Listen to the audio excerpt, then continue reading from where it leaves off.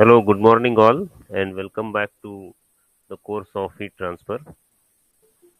So, yesterday we covered our detailed discussion on Fourier's law of heat conduction and also came to know the equation of conduction given by the Fourier's law.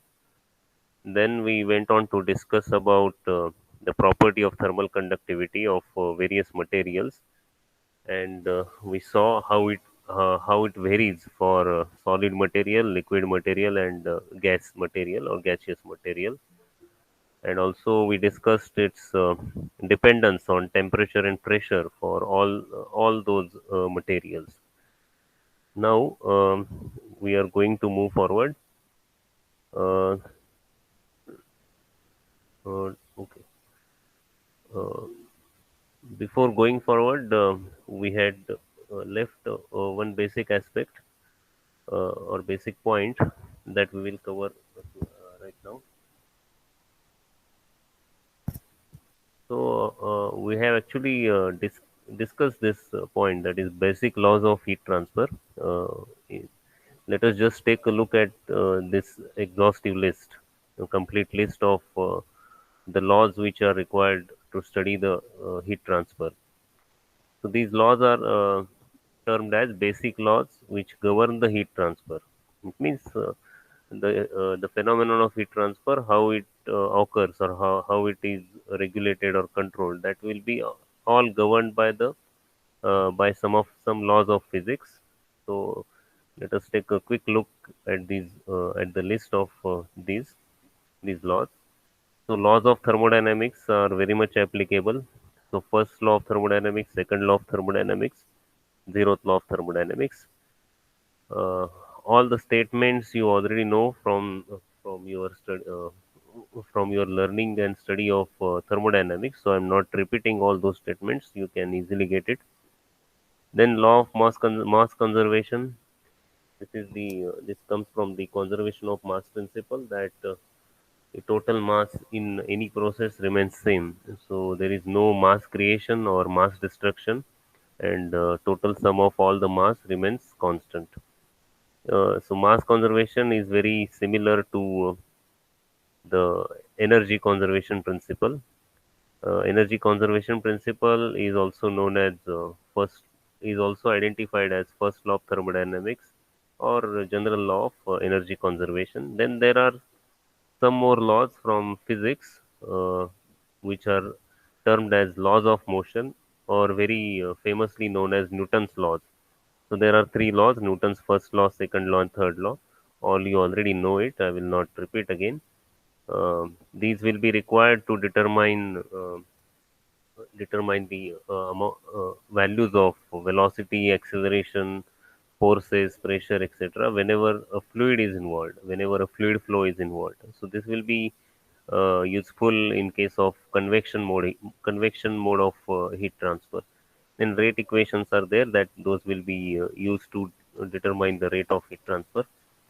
Then now now subsequent laws are laws of heat transfer, such as Fourier's law of heat conduction. This we have already covered yesterday.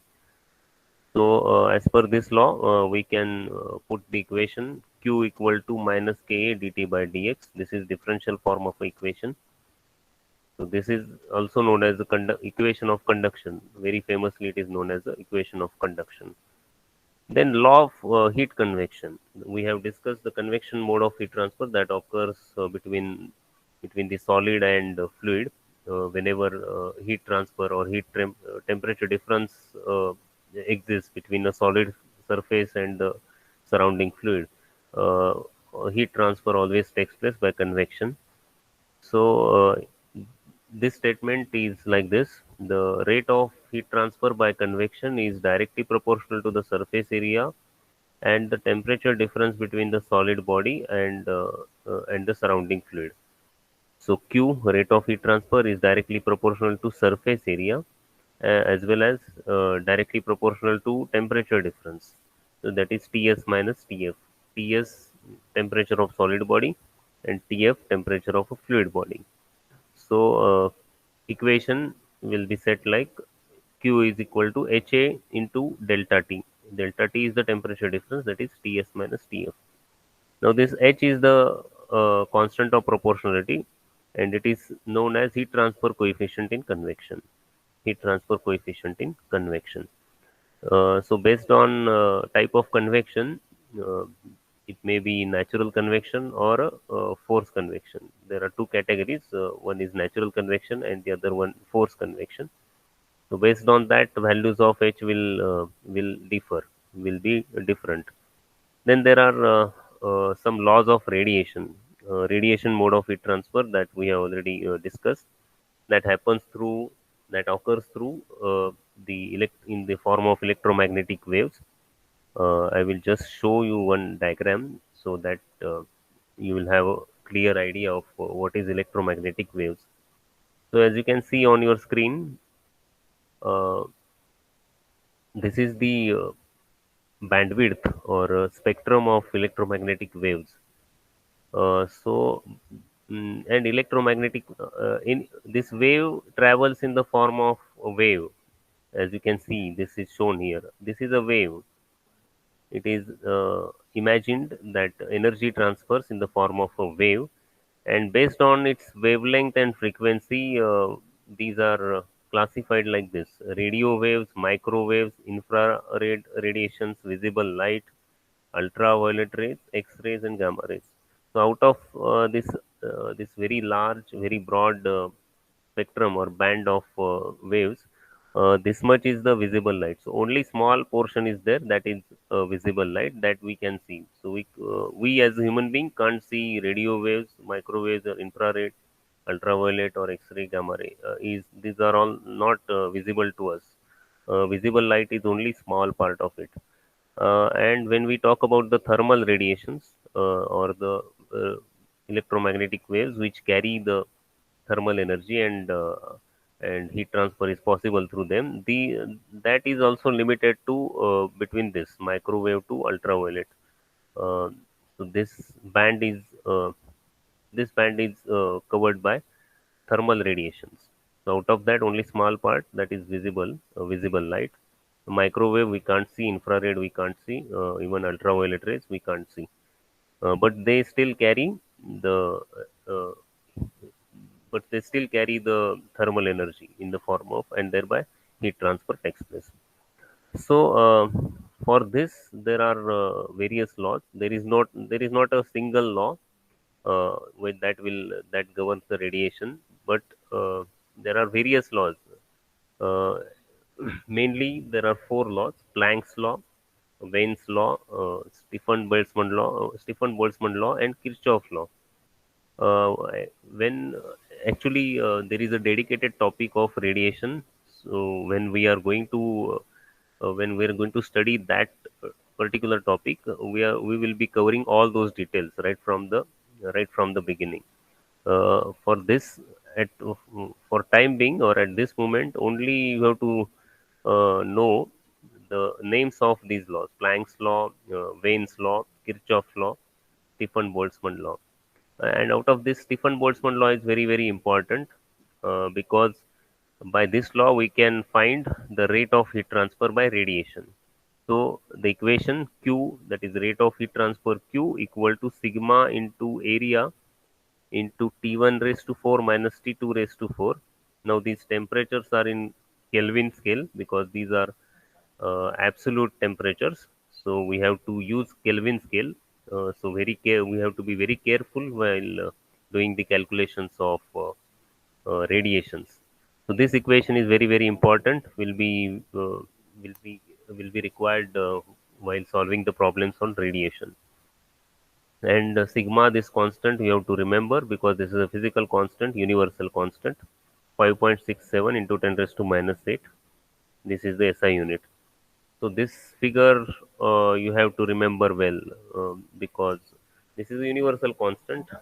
So everyone, all the people who are dealing with heat transfer must remember this value, this figure. So this way, these are the basic laws of heat transfer. So sometimes there is a question asked in the question paper, and you are required to describe or explain the laws of heat transfer, basic laws of heat transfer. So you should give the list of all these laws, and you should explain it in brief. Okay, so that is regarding the basic laws of heat transfer. Now, coming back to our discussion, yesterday's discussion. So uh, we had covered Fourier's law of heat conduction, and got uh, and we obtained the equation of conduction like this: Q equal to minus Ka dt by dx from this Fourier's law. Now let me enlarge it so that you will have a better visibility. If you have any trouble in receiving my voice or anything like that, you can give me feedback through message or chat box. You can put your messages in the chat box, and thereby I can get some response from you. And by receiving your message, I can come to know that some problem is there, and then it can be resolved quickly. Uh, Fourier's law of heat conduction, uh, and also we discuss the property of thermal conductivity. We along with this we also saw the materials of very high conductivity such as metals. So these are known as good thermal conductors, and the materials having very low thermal conductivity are known as insulators or poor conductors. Mm. Now, next part is application of this Fourier's law for some standard geometries or standard cases.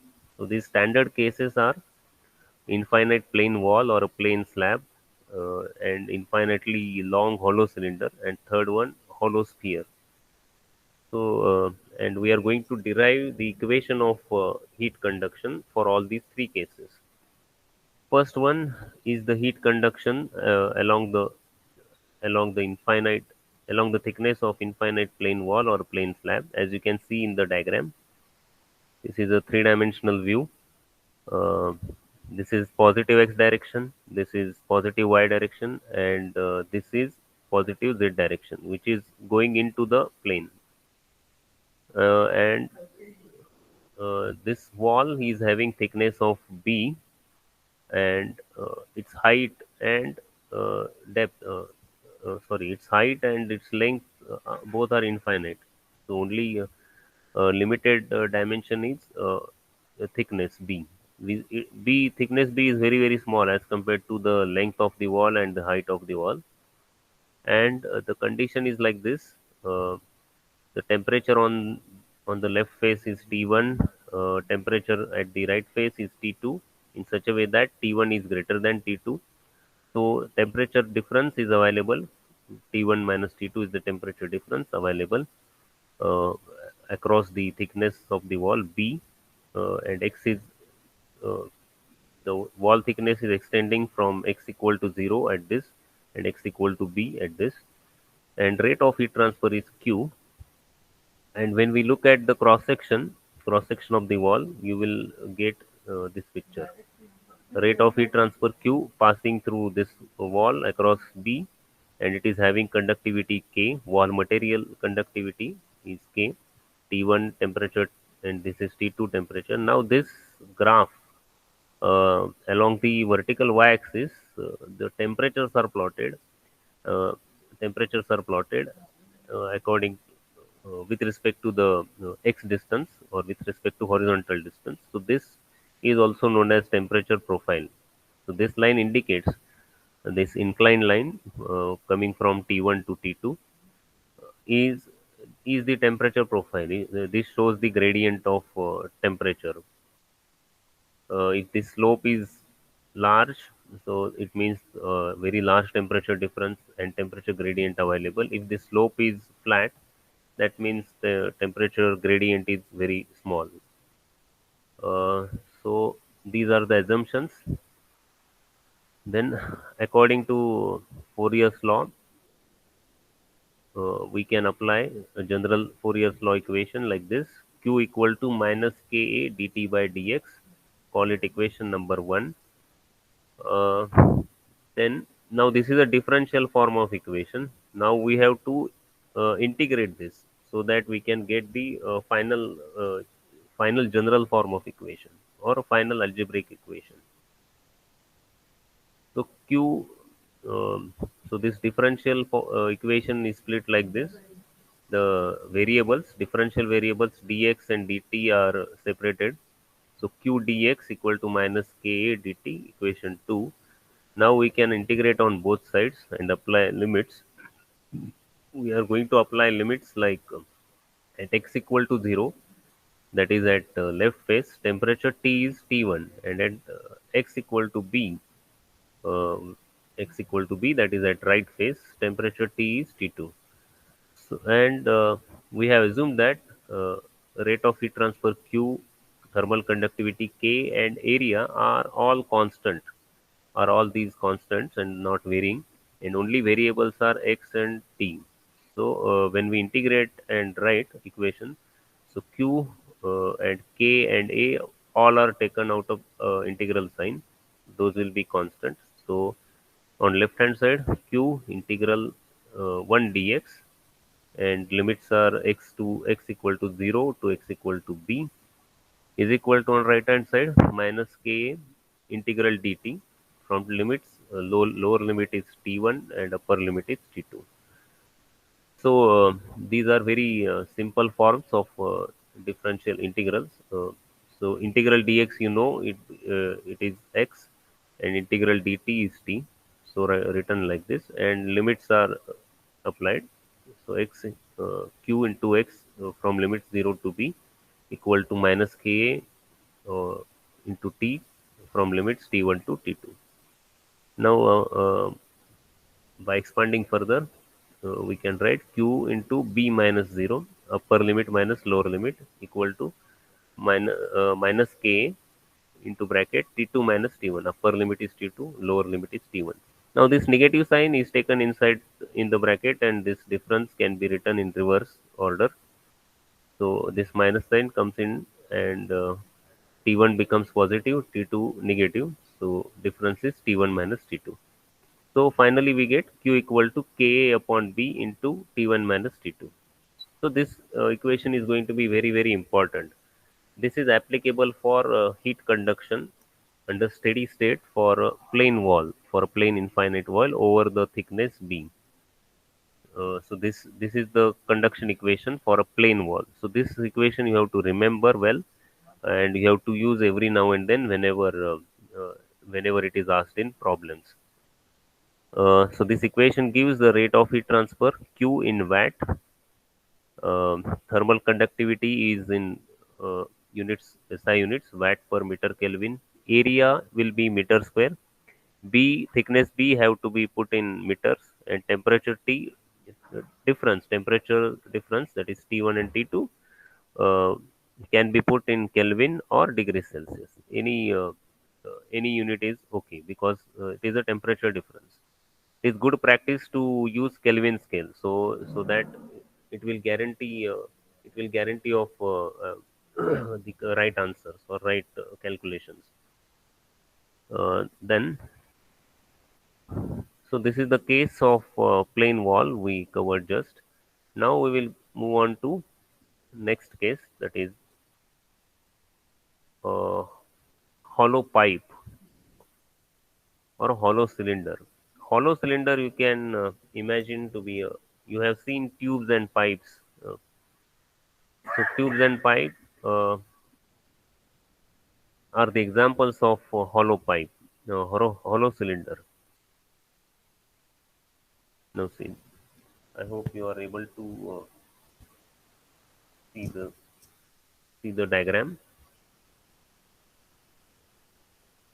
So this is how in 3 dimension we can sketch the hollow cylinder. It looks like a tube, hollow tube or a hollow pipe. Uh, since it is a hollow tube or hollow pipe, it has inner radius and outer radius, or inner diameter and outer diameter. and it has some length.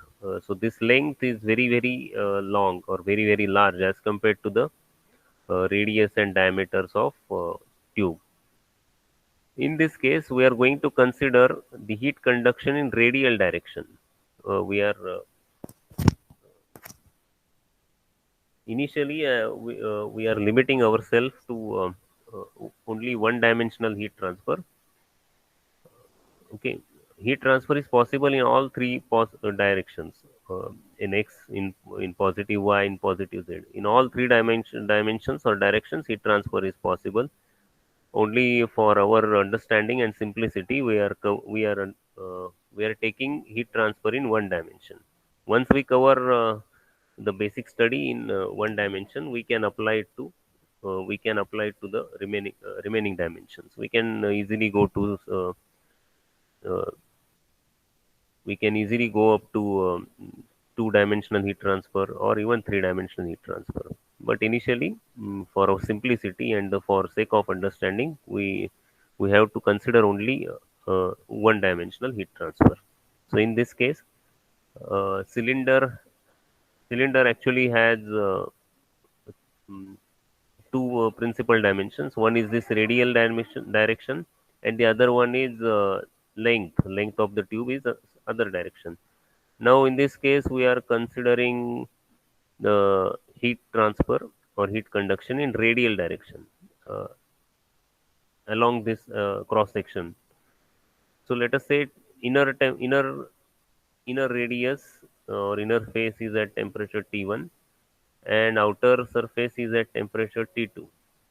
So, heat transfer will take place from higher temperature to lower temperature. So, direction of heat transfer is from inside to outside. So the temperature gradient available is like this.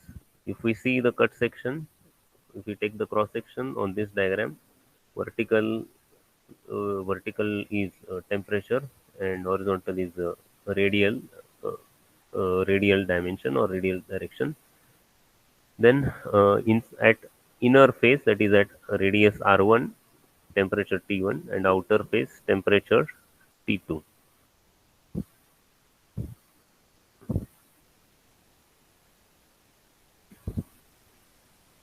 So temperature gradient is dT by dr because temperature is changing along radial direction or with respect to radius. Uh,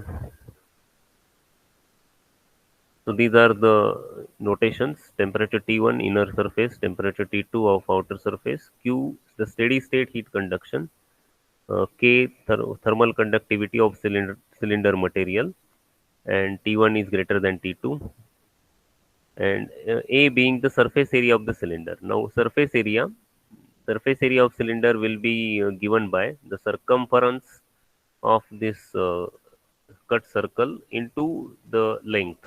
So if circumference is 2 pi r or pi d into the length. So this will be the surface area. That will be useful uh, when that will be useful when we consider heat conduction along the radial direction from inner surface to outer surface. So as you can see, uh, the area is not constant in this case because radius is changing. Radius is minimum on inner face and it is maximum at outer face. So as radius is increasing in this direction, area will also increase. R increases, so area will increase. Uh, Now for derivation, let us consider this cut section, and at this cut in this cut section at any radius r, so we are considering elemental ring. At any radius r, we are considering elemental ring. It has a thickness of dr, very small differential thickness of dr. Then we will apply the Fourier's law for this. Q equal to minus Ka dt by dr. Actually, it is q equal to minus Ka dt by dx, but in this case, x will be replaced by r because we are considering radial direction. Q equal to minus Ka dt by dr. Now, area is 2 pi rl. This 2 pi r is the circumference and l is the length of cylinder. So, q equal to minus K 2 pi rl into dt by dr. So, so still it is in differential form. There are two variables, temperature T and radius R. So variables have to be separated.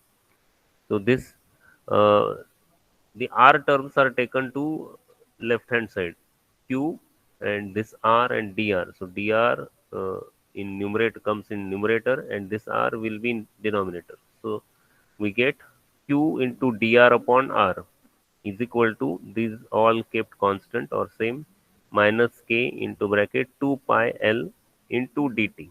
Now out of this Q is constant, K is constant and 2 pi numerical constant, length is also constant.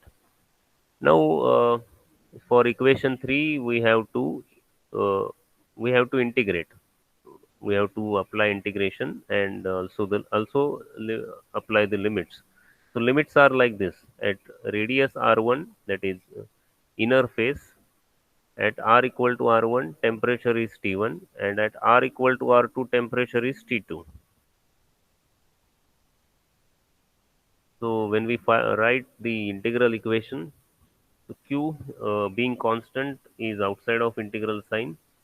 The same is here, minus k 2 pi l, all are constant, so outside the integral. So here integral r1 to r2 of 1 upon r dr, and here integral dt from t1 to t2. Limits are from t1 to t2. Now 1 upon r dr, integral of 1 upon r dr, the standard formula from mathematics, it is log of r. Now this ln stands for natural log.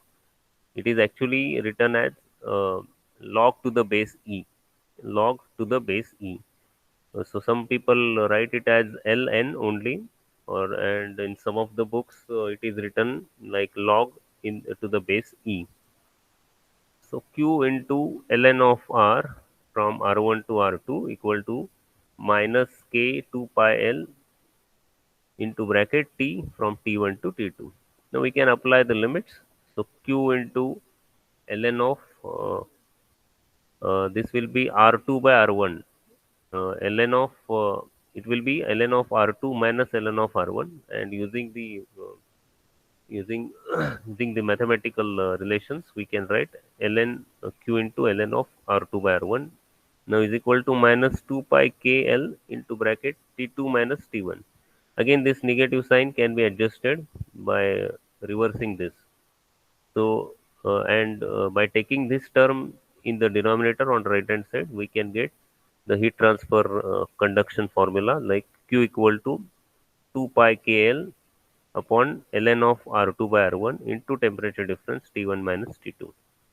So this formula will be very useful while finding the heat transfer rate from a hollow tube, from the case of hollow pipe or a hollow cylinder. Again, we have to use SI units. We have to put radius R1 and R2 in meters, length in meter, K in watt per meter Kelvin, temperature in either Kelvin or degrees Celsius. We get Q in watt, that is in SI unit. Then the last case, that is heat conduction along the radial thickness of hollow sphere. Now sphere, when you take the cut section, it will look like a circle. The cut section of sphere and tube both look like a circle, but actually geometrically both are different. Sphere, it is like a cricket ball or tennis ball, well. And we are considering a case of hollow sphere. So inside there is uh, from inside it has a radius r1, and outside it is r2. So thickness will be r2 minus r1. So inside it is all empty. Then so suppose the inner face is at temperature T1 and outer face is at temperature T2. So what will happen, because of temperature difference, like T1 minus T2, heat transfer by conduction will take place from inner surface to outer surface.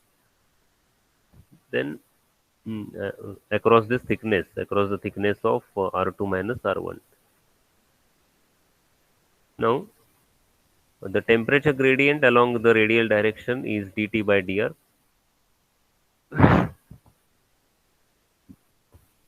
Now, let us apply the Fourier's law.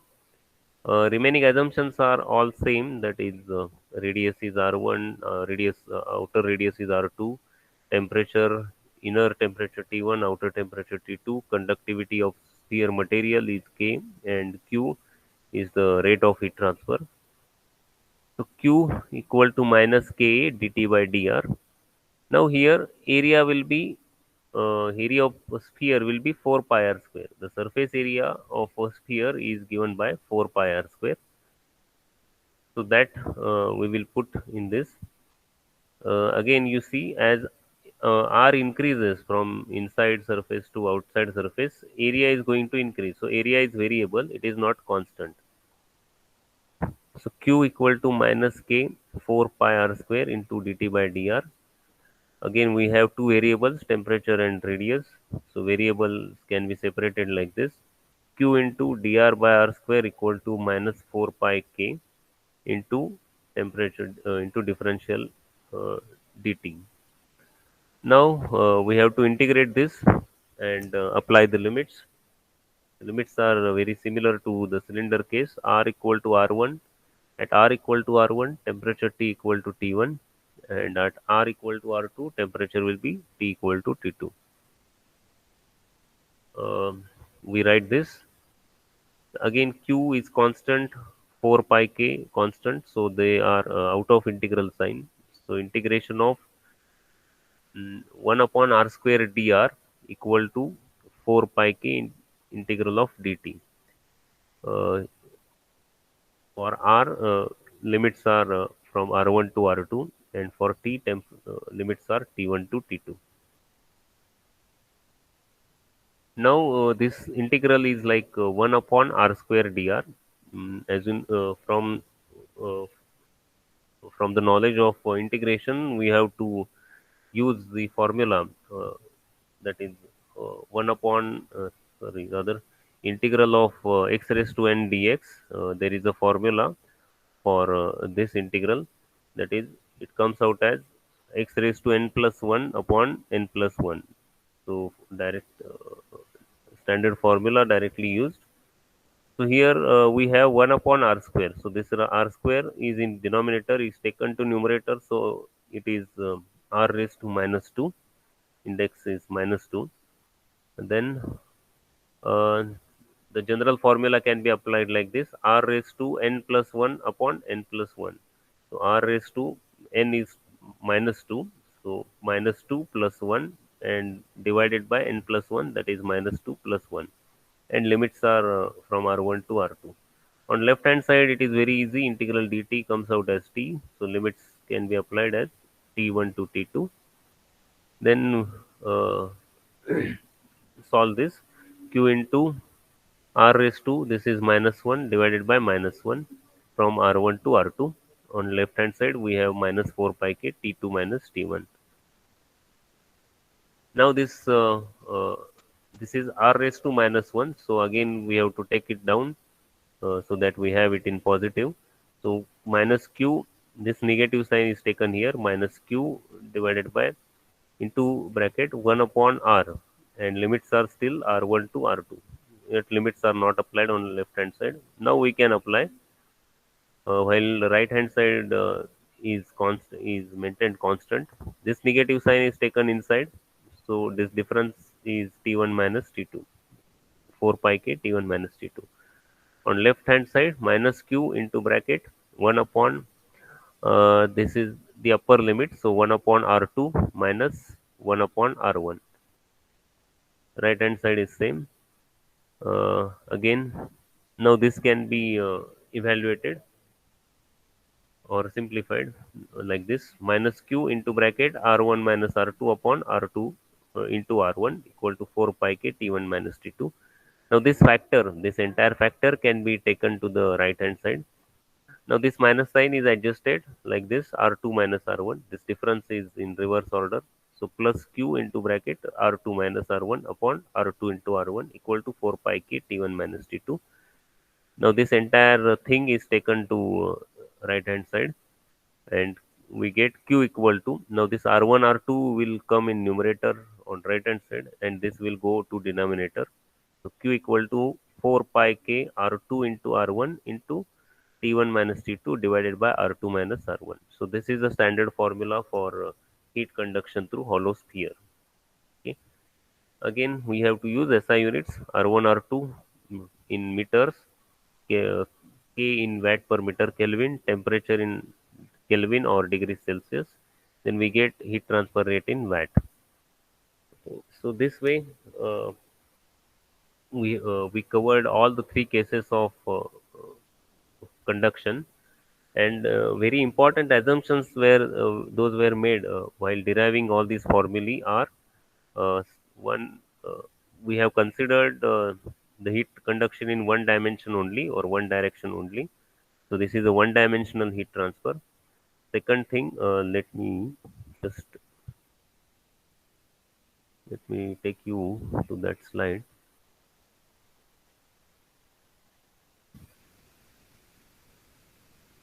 uh, Actually we have seen those assumptions, just we are repeating.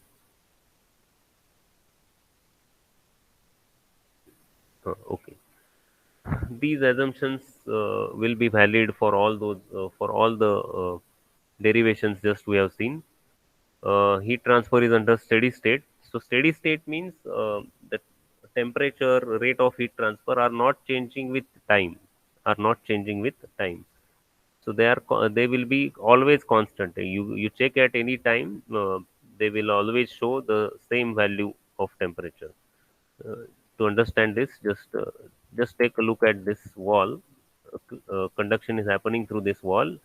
On left face, temperature is T 20 degrees Celsius. On right face, temperature is 5 degrees Celsius. So temperature gradient is available in this direction. So both these temperatures, 20 degrees Celsius and 5 degrees Celsius, will remain same throughout the day. You check at any time. Right now, time is 12 noon.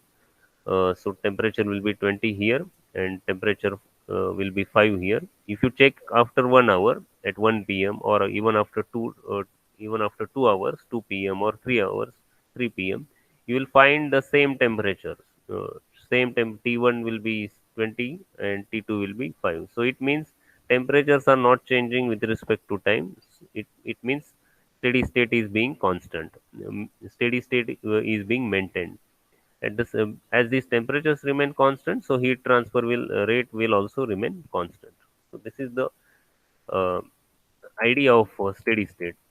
Then if those temperatures are changing, then that case will be unsteady state heat transfer or transient problem. Then heat transfer is unidirectional, only in one dimension we are considering. Again, temperature gradient is also constant, and temperature profile is linear. Material is homogeneous and isotropic, and there is no internal heat generation. So internally there is no any heat generation. Whatever is happening is due to external effects. Heat is coming from external source and going out to some external surrounding. So these are the assumptions under which all these formulae will be valid. Uh, Now, so in summary, we can see all these three equations are very important. Okay, this slide, you focus on this slide. So for plane wall, Q is given by rate of heat conduction equal to Ka upon B into T1 minus T2. For hollow cylinder, formula is Q equal to 2 pi Kl upon ln of R2 by R1 into temperature difference T1 minus T2. And for hollow sphere, Q equal to 4 pi K R1 R2 upon R2 minus R1 into T1 minus T2. So in this way, all these three formula you have to remember well, and it comes by practice, though you don't have to worry much when you solve number of problems, and when you handle all these equations, write down these equations many times while solving the problem, and or while deriving the equations. It becomes a routine practice, so it becomes a habitual, so you don't have to do much, or you don't have to uh, You don't have to take much efforts to remember these. This will be a routine thing for you. So these all three are very important, and you can remember this formula like this: some factor is there, there is into delta T, some temperature difference. In all three formulae, common term is temperature difference, and it is multiplied by a factor. In plain wall, it is Ka upon B. In hollow cylinder, it is 2 pi Kl upon ln of R2 by R1, and in hollow sphere, you have this factor 4 pi K R1 R2 upon R2 minus R1. So only this thing is changing. Temperature difference is same. Again, K is also common through for all the three formulae. So only change you have to remember, or you have to understand. Okay. So with this, we will stop our this lecture. One announcement is there for you, as Arsule sir is not available today due to poor health. At 12:45, we are going to continue from this onwards. So the 81 lecture, applied thermodynamics 1 lecture, will be replaced by our heat transfer lecture. So the link will be shared with you on group. Uh, so please join on right time. Let me download your attendance, and then you can depart. You can depart for a lunch. Okay, it is recorded. Okay, you may leave now. Thank you. Thank you.